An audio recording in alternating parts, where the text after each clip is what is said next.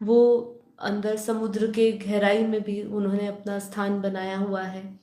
और ये ऐसे जो एलियंस है, यही एलियंस, और जैसे हम हिमालय के बीच में, हिमालय पर्वतों में भी, वहाँ तो दिव्य आत्माएं रहती है, लेकिन पहाड़ों पर अगर हम कहें, जैसे ऊपर नॉर्थ साइड में भी, पहाड़ों में भी एलियंस, जो बैड एलियंस है, वो रहते हैं। और आने वाला जब हम समय देखेंगे, जब प्रकृति अपना प्रकोप दिखाएगा, और हम कहते हैं जैसे कि बहुत भूकंप आएंगे, लैंडस्लाइड्स होगी और ये सब होगा, तो ये सब एलियंस जो है, समुद्र उछाल मारेगा। तो बापूजी ने बताया कि ये सब एलियंस करवाएंगे, एलियंस आगे करवा रहे हैं। और इससे सभी आत्माओं में, अब ये हमें समझना है कि ये आत्माओं को क्यों दिखाया जा रहा है। ये आत्माओं को इसलिए दिखाया जा रहा है जिससे कि आत्माएं जागृत हो जाए, लोगों को पता चले, जो जिस अपने उद्देश्य से वो हट गए हैं, वो उद्देश्य से वो वापस जुड़े। इसीलिए लोगों को ये सब संकेत दिए जा रहे हैं।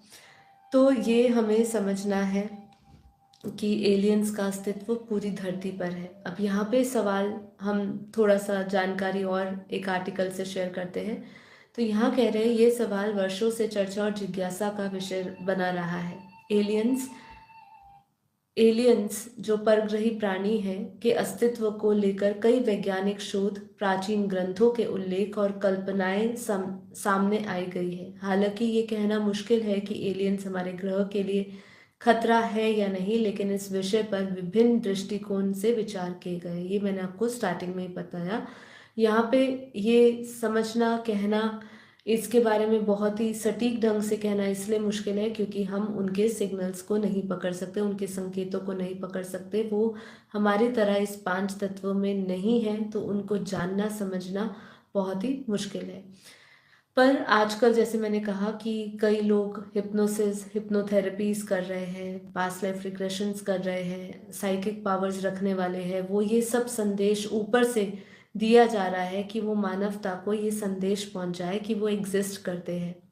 अब क्या के एलियंस का सबसे पहले अस्तित्व है, इसको हम वैज्ञानिक दृष्टिकोण से समझेंगे। नासा और यूरोपियन स्पेस एजेंसीज ईएसए और अन्य अंतरिक्ष संगठनों के शोध एलियंस के अस्तित्व की संभावना को स्वीकार करते हैं।